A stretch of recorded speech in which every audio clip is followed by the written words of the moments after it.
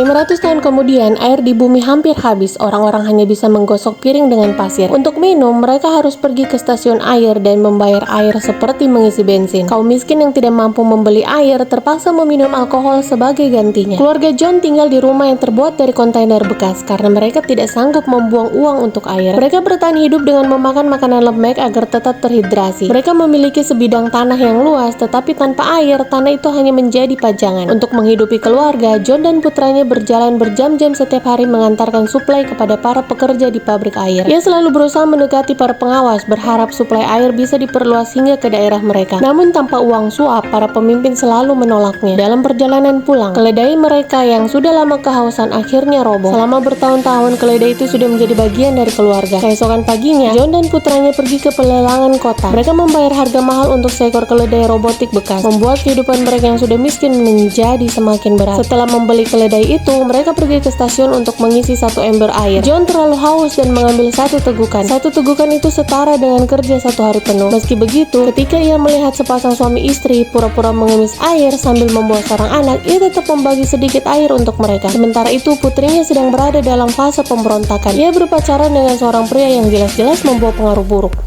dan terus-menerus menentang John tanpa menunjukkan rasa hormat kepada orang yang lebih tua. Kali ini pria itu datang untuk meminjam keledai mekanik. John menolaknya tanpa ragu. Ia sangat menentang hubungan mereka, sehingga putrinya terus bertengkar dengannya agar mereka tetap bisa bertemu. John bahkan membarikade pintu dan jendela. Hingga suatu hari, ia menemukan gembong gudang rusak dan keledai robotik yang didapat dengan susah payah itu hilang. Ia teringat pemuda itu pernah meminta meminjamnya beberapa hari sebelumnya dan langsung mencurigainya. John mendatangi ayah pemuda itu. Sang ayah mengatakan bahwa putranya baru saja pergi menyeberangi gunung untuk mengantarkan barang. Semua petunjuk mengarah ke sana. John mengambil senapannya dan menyeberangi gunung, bertekad mengambil kembali keledainya. Namun begitu ia mencapai puncak, ia langsung disergap.